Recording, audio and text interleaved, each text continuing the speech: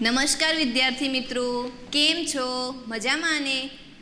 આજે આપણે ધોરણ 5 વિષય ગણિત પ્રકરણ 1 રાષ્ટ્રીય ફળ કેરી એમાં આપણે કેરીની વિવિધ જાતો વિશે અગાઉના વિડીયોમાં ભણી ગયા છીએ. તો આજે આપણે કેટલીક મોટી સંખ્યાઓ વિશે ભણીશું. તો સંખ્યાને આપણે શબ્દોમાં અને અંકમાં કઈ રીતે લખવું તેની માહિતી મેળવવાની છે.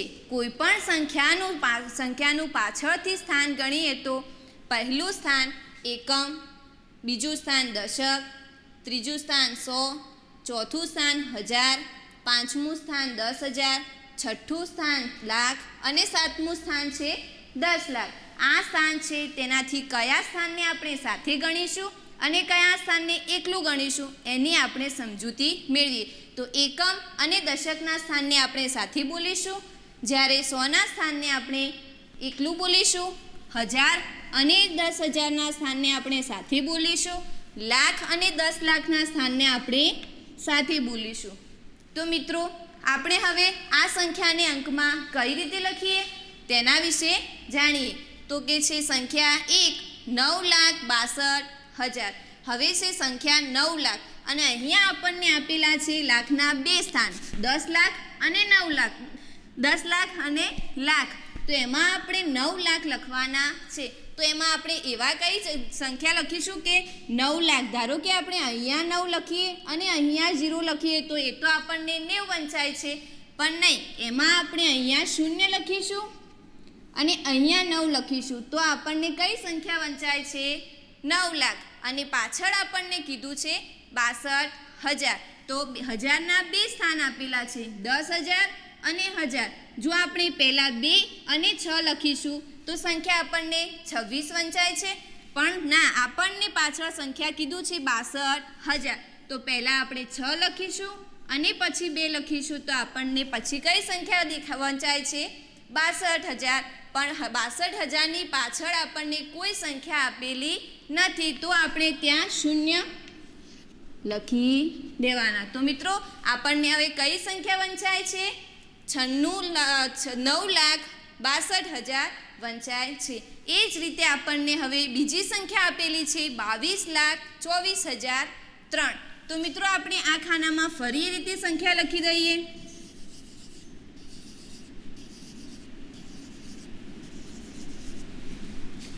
₹22,24,003. એમાં પણ આપણને બે ખાના આપેલા છે 10 લાખ અને લાખનું ખાનું આપેલું છે અને આપણને સંખ્યા આપેલી છે 22 લાખ. તો એમાં પણ આપણે, તો તમને કઈ સંખ્યા વંચાય છે? 22 લાખ અને પાછળ આપણને સંખ્યા આપેલી છે 24,000.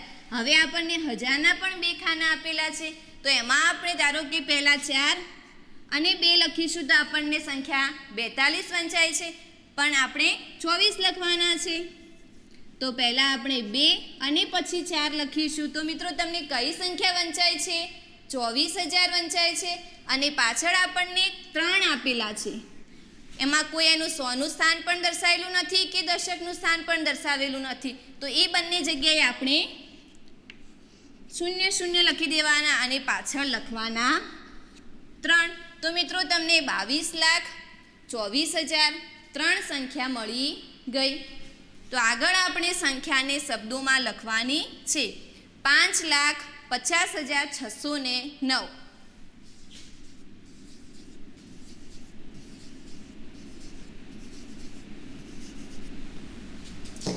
5,50,609. તો મિત્રો, તમને આમાં પણ બે ખાના આપેલા છે લાખ અને 10 લાખનું, પણ સંખ્યા આપણને 5 આપેલા. તો 1 થી 9 સુધીની સંખ્યા હોય તો આપણે પહેલાં આગળ 0 લખી દેવાનો અને પછી 5 લખવાના.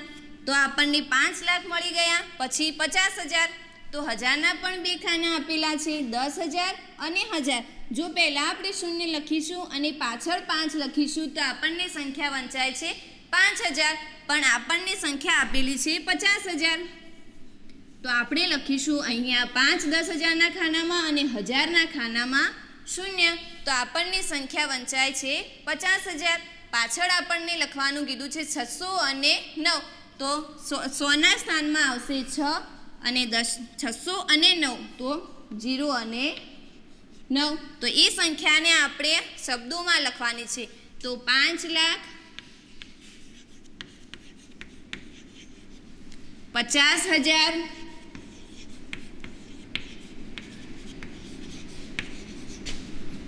609. હવે આપણને બીજી સંખ્યા આપેલી છે 15,16,700. તો એમાં પણ આપણે એ જ રીતે દર્શાવી દેવાનું અને પછી લખીશું.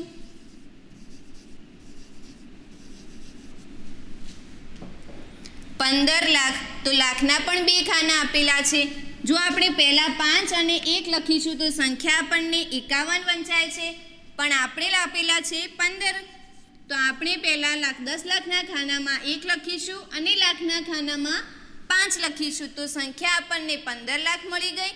પાછળ આપેલું છે 16,000. તો 10,000ના ખાનામાં આપણે 1 લખીશું અને 1000ના સ્થાનમાં આપણે 6 લખીશું. અને 700 તો 100ના સ્થાનમાં 7 લખીશું અને દશક અને એકમમાં આપણને 00 આપેલા છે. તો મિત્રો આપણને સંખ્યા મળી ગઈ 15,16,700.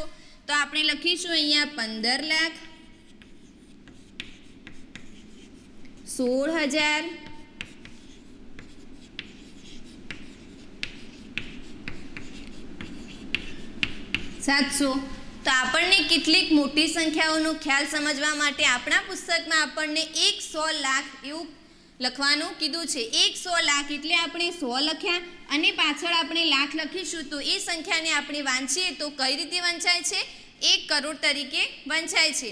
અને 1 કરોડ લખ્યા આપણે તો 1 કરોડમાં કેટલા શૂન્ય હોય છે? તો 1 કરોડમાં 1ની પાછળ 7 શૂન્ય હોય છે. તો મિત્રો આપણે ઉદાહરણ દ્વારા સમજીએ કે આપના વિસ્તારમાં પરિવહનને લગતા લગભગ 2 લાખ વાહનો હોય અને તેમાંથી અડધા તો ટ્રક જ હોય. તો ટ્રકની સંખ્યા કેટલી હશે? શોધો. અડધો ભાગ આપેલો છે. તો મિત્રો આપણે આ જોઈ ગયા કે એટલે અડધાને આપણે અપૂર્ણાંક સ્વરૂપે કરવું હોય તો અડધો ભાગ એટલે કે 1/3 થાય, ત્રીજો ભાગ એટલે 1/3 થાય અને ચોથો ભાગ એટલે 1/4 થાય. તો આપણને કીધું છે કે પરિવહનને લગતા 2 લાખ વાહનો. કેટલા વાહનો આપ્યા છે? 2 લાખ વાહનો અને તેમાંથી તો અડધા તો ટ્રક જ હોય. અડધા એટલે 1/3. તો આ બંનેનો આપણે ભાગાકાર કરીશું તો 1 લાખ થાય. તો આપણને ટ્રકની સંખ્યા કેટલી મળી? 1 લાખ. હવે આપણને આગળ બીજું ઉદાહરણ આપેલું છે કે કુલ વાહનો પૈકી ચોથા ભાગના વાહનો ટ્રેક્ટર છે. તો ટ્રેક્ટરની સંખ્યા કેટલા હજાર થાય? તો ચોથા ભાગના કીધું છે. કુલ વાહનો આપણને કેટલા આપેલા છે? 2 લાખ. એમાં આપણને ચોથા ભાગના વાહનો કીધા છે તો 1/4. તો એ બંનેનો આપણે ભાગાકાર કરીશું તો 2 લાખને 4 વડે ભાગીશું તો 50,000. તો ટ્રેક્ટરની સંખ્યા આપણને કેટલી મળે છે? 50. તો કે કુલ વાહનો પૈકી ચોથા ભાગના ટ્રેક્ટર છે અને અડધા ભાગના એટલે કે 1 લાખ ટ્રક છે. તો આપણને પુસ્તકમાં પેજ નંબર 11 ઉપર ફળ બજાર આપેલું છે. તો તમે મિત્રો ક્યારેક માર્કેટ યાર્ડ, ફૂડ માર્કેટ કે શાક માર્કેટમાં ગયા છો? જો હા તો તમને ખબર જ હશે કે ખૂબ જ ઘોંઘાટવાળા સ્થળને આપણે માર્કેટ તરીકે શા માટે ઓળખીએ છીએ? તો આજે શહેરના મુખ્ય ફ્રૂટ માર્કેટ ખૂબ જ વ્યસ્ત છે. અનેક વાહનોમાં ખૂબ જ કેરી આવે છે અને વેચાણવાળા બૂમો પાડી પોતાની કેરીના વખાણ કરી અને ભાવ બોલીને ગ્રાહકોને બોલાવી રહ્યા છે. તો આપણને સવજીભાઈ, મહિપતભાઈ, મધુબેન, રાજારામ વગેરેના આપણને કેરીના ભાવ આપેલા છે. તો કે સવજીભાઈએ પોતાની તોતાપુરી કેરી 40 રૂપિયા કિગ્રાના ભાવે વેચે છે. મહિપતભાઈ હાપુસ કેરી 60 રૂપિયાના ભાવે વેચે છે. જ્યારે મધુબેન કેસર કેરી 150 રૂપિયા કિગ્રાના ભાવે વેચે છે. રાજારામ લગડો કેરી 50 રૂપિયા કિગ્રાના ભાવે વેચે છે. તો મિત્રો આપણે મહાવરાના દાખલા ગણી અને સમજૂતી મેળવીએ. તો મહાવરાનો પહેલો દાખલો આપણને આપેલો છે કે જયદીપસિંહે પોતાની કેસર કેરી 8 કિગ્રાના બોક્સને 1200 રૂપિયામાં વેચે છે. તો તેમણે તે કેરી કેટલા રૂપિયાના કિગ્રાના ભાવે વેચી હશે? તો કે જયદીપસિંહે 8 કિગ્રાના બોક્સને કેટલા રૂપિયામાં વેચે છે? 1200 રૂપિયામાં વેચે છે. તો કેરી કેટલા રૂપિયા કિગ્રાના ભાવે વેચે છે આપણે શોધીએ. તો કે 8 કિગ્રા કેરીનો ભાવ બરાબર 1200 રૂપિયા માટે 1 કિગ્રા કેરીનો ભાવ બરાબર કેટલા રૂપિયા? તો 1 અને 1200નો આપણે ક્રોસ ગુણાકાર કરીશું ભાગ્યા 8. તો 1200 ભાગ્યા 8. હવે આપણે 1200નો 8 સાથે ભાગાકાર કરીશું. તો 800નો 12 સાથે ભાગાકાર કરીશું તો 8 એકા 8 અને 8 દુ 16. તો એનો ભાગ આપણને અહીંયા 12 આપેલા છે અને અહીંયા 8 દુ 16 થાય. તો 8 એકા 8. હવે 12માંથી 8 બાદ કરીએ તો આપણને મળે 4. ઉપરથી ઉતારી 0. 8 પંચા 40. તો 0 0 અને અહીંયા ઉતારી 0 પણ ભાગ ના ચાલે એની 0. તો કેટલા રૂપિયા આપણને મળે છે? 150 રૂપિયા. તો જયદીપસિંહે તે 150 રૂપિયા કિગ્રાના ભાવે કેરી વેચી હશે.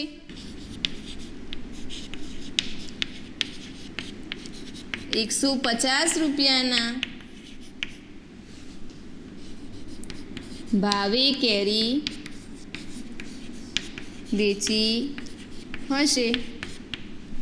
મધુબેને કેસર કેરી 150 રૂપિયા કિગ્રાના ભાવે વેચે છે. જો તેઓ 10 કિગ્રા કેસર કેરી વેચે તો તેમને કેટલા રૂપિયા મળ્યા હશે? હવે મધુબેન કેસર કેરી 1 કિગ્રાના કેટલા રૂપિયાના ભાવે વેચે છે? 150 રૂપિયાના ભાવે વેચે છે અને તેમણે કુલ કેટલી કેરી વેચે છે? 10 કિગ્રા. તો તેમને કેટલા રૂપિયા મળ્યા હશે? તો કે 1 કિગ્રા કેસર કેરીનો ભાવ 1 કિગ્રા કેસર કેરીનો ભાવ 150 રૂપિયા માટે 10 કિગ્રા કેસર કેરીનો ભાવ બરાબર કેટલા રૂપિયા? તો કે 10 ગુણ્યા 150. તો 10નો આપણે 150 સાથે ગુણાકાર કરીશું. તો 15 એકા 15 અને 2 0. તો 1500 રૂપિયા થાય. તો મધુબેનને કેટલા રૂપિયા મળ્યા હશે? તો મધુબેનને 1500 રૂપિયા મળ્યા હશે. તો મધુબેનને 1500 રૂપિયા મળ્યા હશે. મહિપતભાઈ હાફૂસ કેરી ₹60 કિગ્રાના ભાવે વેચે છે. જો તેઓ 6 કિગ્રા હાફૂસ કેરી વેચી જેટલા રૂપિયા કમાય છે તેટલા રૂપિયા સવજીભાઈ તોતાપુરી કેરી 40 રૂપિયા કિગ્રાના ભાવે વેચીને કમાય છે તો સવજીભાઈએ કેટલા કિગ્રા તોતાપુરી કેરી વેચી હશે? તો મહિપતભાઈ હાફૂસ કેરીના કેટલા રૂપિયાના ભાવે વેચે છે? 60 રૂપિયાના ભાવે. તો કે મહિપતભાઈ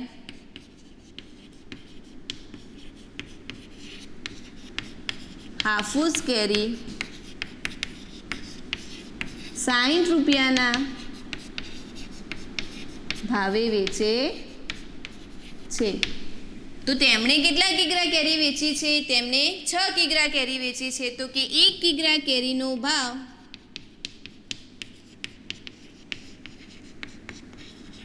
બરાબર 60 રૂપિયા આપણને આપેલા છે. અને મહિપતભાઈ કેટલા કિગ્રા કેરી વેચે છે? 6 કિગ્રા કેરી વેચે છે. તો કે માટે 6 કિગ્રા કેરીનો ભાવ બરાબર કેટલા રૂપિયા? તો 6 ગુણ્યા 60. 6 ગુણ્યા 6 એટલે 6 6 36 અને 1 શૂન્ય, તો 360 રૂપિયા. તો મહિપતભાઈ કેટલા રૂપિયામાં કેરી વેચે છે? કુલ 360 રૂપિયામાં. હવે આપણને કીધું કે કેટલા રૂપિયા સવજીભાઈ તોતાપુરી કેરીને કમાય છે? તો કે સવજીભાઈ મહિપતભાઈ જેટલા જ રૂપિયા કમાય છે. તો કે સવજીભાઈ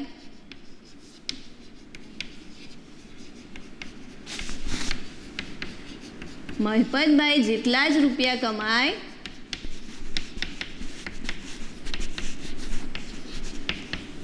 કમાય છે. તો સવજીભાઈ તોતાપુરી કેરી કેટલાના ભાવે વેચે છે? 40 રૂપિયાના ભાવે વેચે છે. તો સવજીભાઈ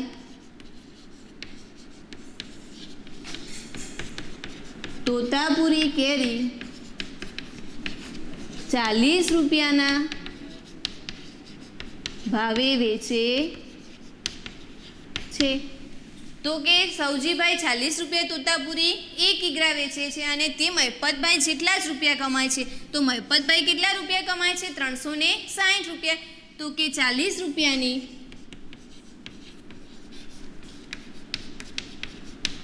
તોતાપુરી કેરી બરાબર 1 કિગ્રા માટે 360 રૂપિયાની તોતાપુરી કેરી બરાબર કેટલા કિગ્રા થાય? તો 360 ગુણ્યા 1 ભાગ્યા 40. તો 0 0 અને 9 ચોક 36. 9 ગુણ્યા 1 એટલે 9 કિગ્રા થાય. તો સવજીભાઈએ 9 કિગ્રા તોતાપુરી કેરી વેચી હશે. તો સવજીભાઈએ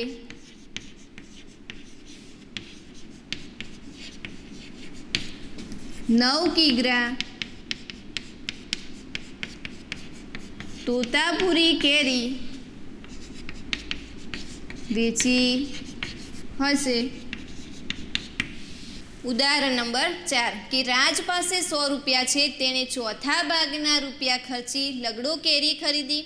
બાકીના 3/4 ભાગના રૂપિયાથી તેણે કેસર કેરી ખરીદી. તો આપણને 2 એક્ઝામ્પલ આપેલા છે. એક છે તેણે કેટલા કિગ્રા લગડો કેરી ખરીદી અને બીજું છે તેણે કેટલા કિગ્રા કેસર કેરી ખરીદી હશે. હવે આપણને કીધું છે આગળ કે 100 રૂપિયાના ચોથા ભાગનો એટલે કે 100 રૂપિયાનો ચોથો ભાગ 100 રૂપિયાનો ચોથો ભાગ એટલે 100 ભાગ્યા 4 કરીશું આપણે. તો 100 રૂપિયાનો ચોથો ભાગ એટલે 100 ભાગ્યા 4. તો આપણને કેટલા મળે? 25 ચોક 100. તો 25 રૂપિયા. હવે આપણને કીધું છે તેણે કેટલા કિગ્રા લગડો કેરી ખરીદી હશે અને આપણે આગળ જોયું કે લગડો કેરીની કિંમત 50 રૂપિયા હતી કિગ્રાની. તો કે 50 રૂપિયાની લગડો કેરી બરાબર 1 કિગ્રા માટે 25 રૂપિયાની લગડો કેરી બરાબર કેટલી? તો 25 ગુણ્યા 1 ભાગ્યા 50. તો 25 દુ કેટલા થાય? 50. તો આપણને કેટલા મળે છે? 1/3. 1/3 એટલે કેટલા થાય? અડધો ભાગ આપણે મળ્યો. તો કે તેમણે કેટલા કિગ્રા કેરી ખરીદી હશે લગડો કેરી? તો કે અડધો કિગ્રા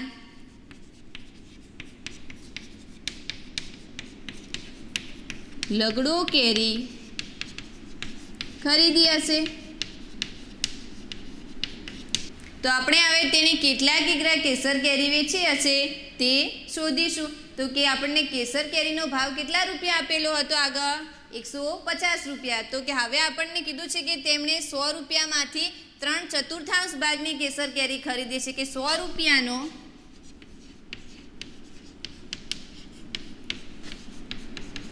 3/4 ભાગ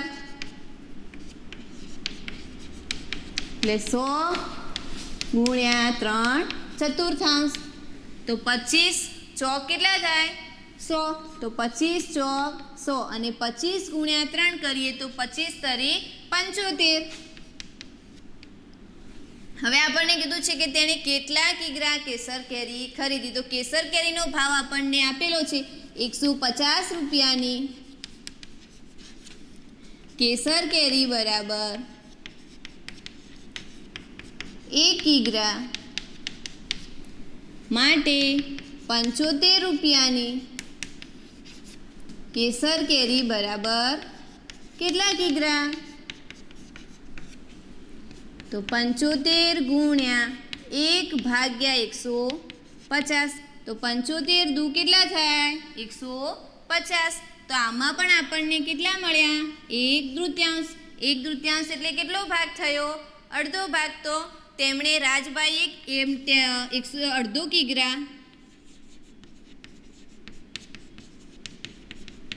કેસર કેરી ખરીદી. તો કે તેમણે 100 રૂપિયામાંથી અડધો કિગ્રા લંગડો કેરી ખરીદી અને અડધો કિગ્રા કેસર કેરી ખરીદી હશે. કેરી ઉત્પાદકોની મહિલા આમ્ર બેંક. તો આપણે એક ઉદાહરણ દ્વારા સમજીએ કે મહિલા આમ્ર બેંકની બેઠક હમણાં શરૂ થઈ છે. મધુબેન તેના અધ્યક્ષ છે. 20 વ્યક્તિઓ ભેગા થઈ આ બેંક બનાવી છે. પ્રત્યેક સભ્ય 25 રૂપિયા દર મહિને બચાવે છે અને આ બેંકમાં જમા કરાવે છે. આ જૂથ પ્રત્યેક મહિને કેટલા રૂપિયા એકઠા કરે છે? તો તે 10 વર્ષમાં કેટલા રૂપિયા એકઠા થશે તેની આપણે ગણતરી કરવાની છે. તો એક વ્યક્તિની એક મહિનામાં જમા થતી રકમ આપણને કેટલા રૂપિયા આપેલા છે? 25 રૂપિયા. હવે કેટલા વ્યક્તિઓ છે? કુલ 20 વ્યક્તિઓ. તો કે 20 વ્યક્તિની એક મહિનામાં જમા થતી રકમ બરાબર કેટલા રૂપિયા? તો 25 નો આપણે 20 સાથે ગુણાકાર કરીશું. તો 25 દુ 50 અને 0. તો કેટલા રૂપિયા થયા? 500 રૂપિયા. તો આ જૂથ દર મહિને કેટલા રૂપિયા જમા કરે છે? 500 રૂપિયા. તો આ જૂથ દર મહિને 500 રૂપિયા જમા કરે છે. હવે આપણને આગળ કીધું કે 10 વર્ષમાં કેટલા રૂપિયા એકઠા કરે છે? તો 1 વર્ષ બરાબર કેટલા મહિના થાય? 12 મહિના. તો 10 વર્ષ બરાબર કેટલા મહિના થાય? તો 10 વર્ષ બરાબર કેટલા મહિના? તો 10 ગુણ્યા 12. 12 દાન 120 મહિના થાય. હવે તે દર મહિને કેટલા રૂપિયા જમા કરાવે છે? 500 રૂપિયા. તો 120 મહિનામાં કેટલા રૂપિયા જમા કરાવશે? તો એક મહિનામાં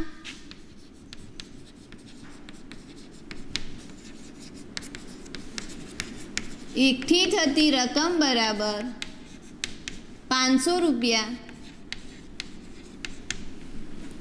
માટે 120 મહિનામાં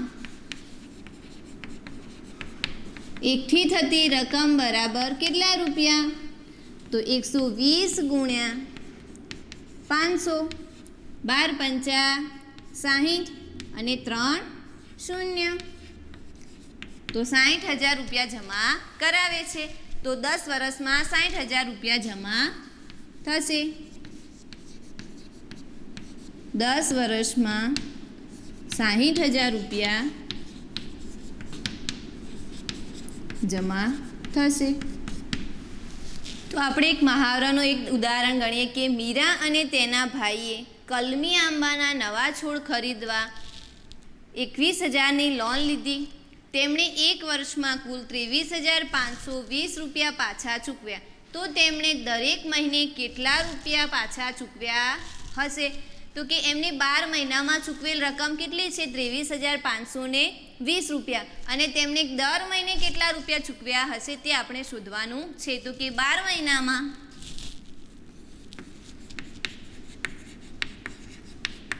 ચૂકવેલ રકમ બરાબર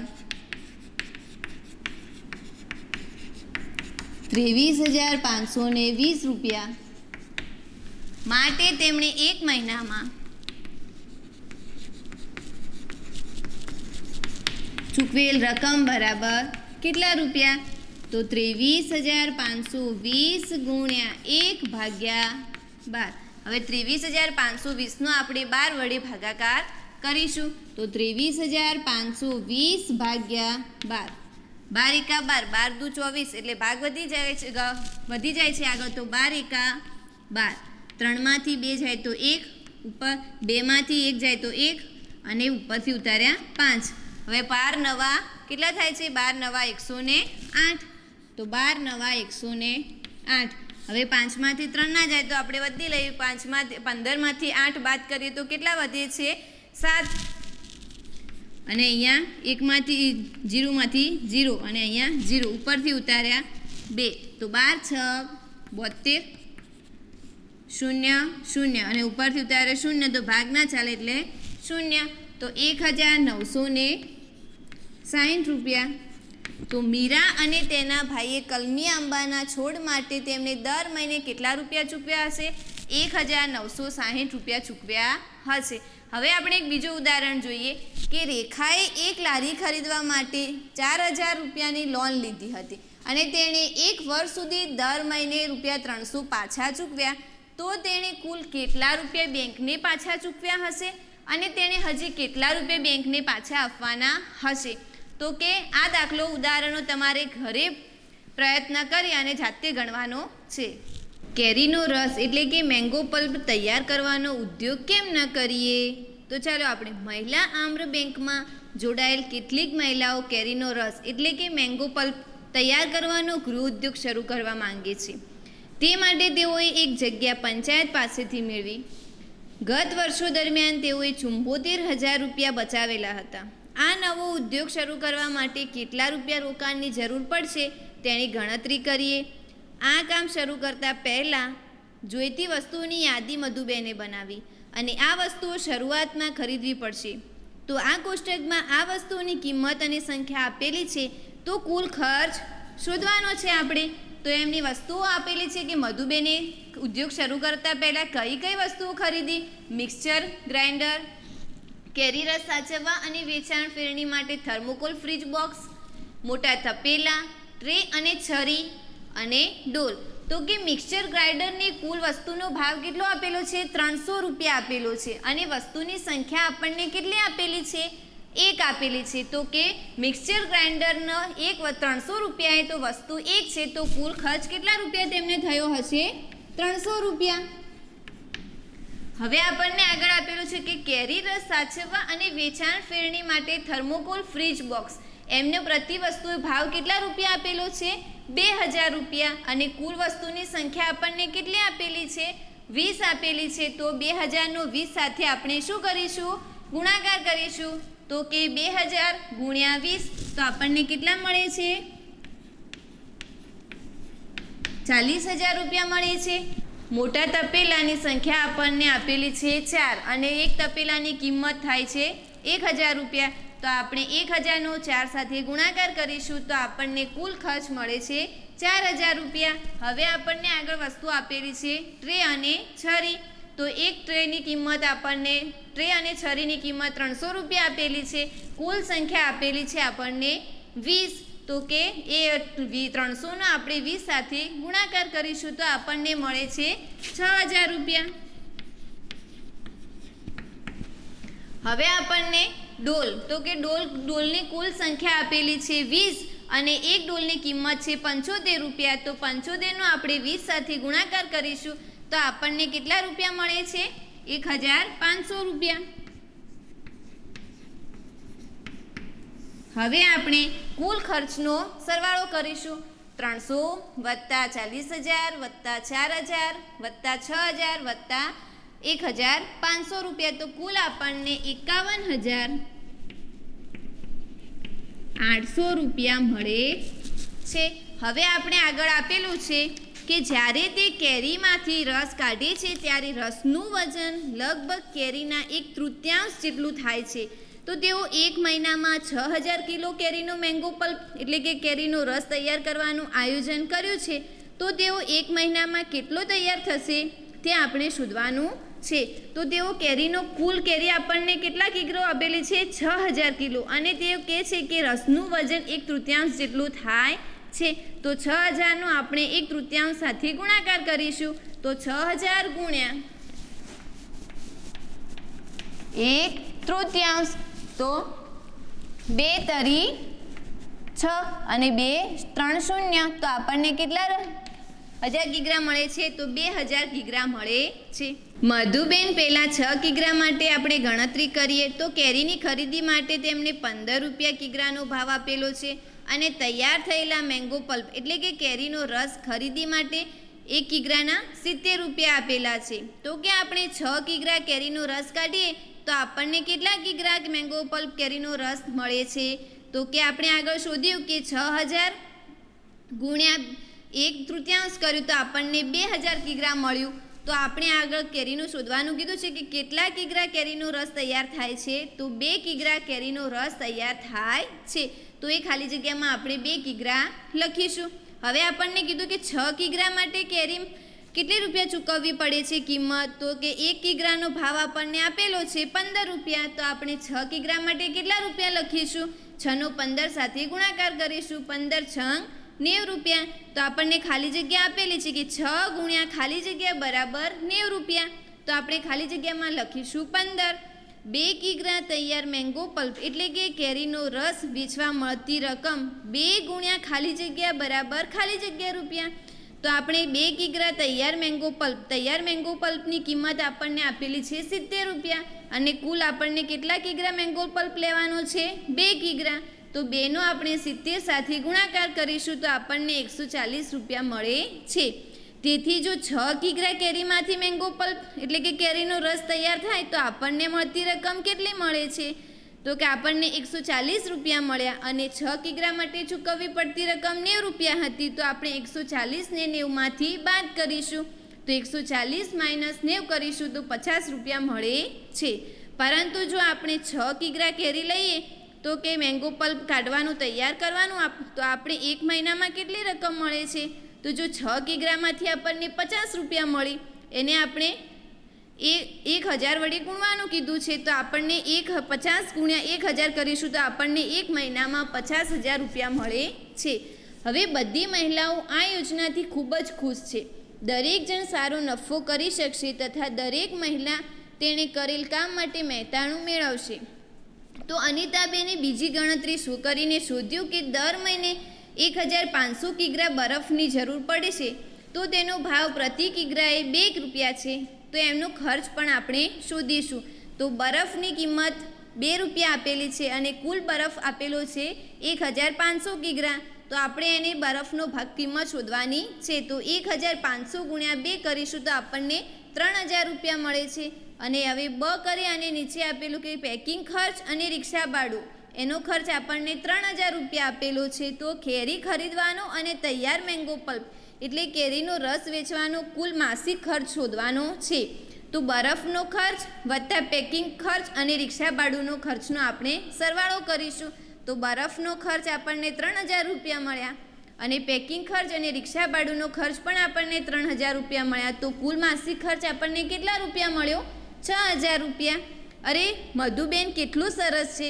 આપણી આ ગણતરી પરથી ખબર પડે છે કે દર મહિને આપણી બેંક 44000 રૂપિયા કમાય છે કે નથી કમાતી તે તપાસી જુઓ. તો આપણે બેંકમાં જમા થતી રકમ આપણને આગળ મળે છે 50000 રૂપિયા અને હાલ આપણે શોધ્યું કે કુલ કેટલો રૂપિયા ખર્ચ થયો અનિતાબેનને? તો 6000 રૂપિયા. તો 50000 માઇનસ આપણે 6000 કરીશું તો 44000 રૂપિયા કમાય છે. તો કે તમારો જવાબ જે આવે છે એ તપાસો તો કે તમારો જવાબ 44000 આવે છે. તો કે હા, અમારો જવાબ 44000 રૂપિયા આવે છે.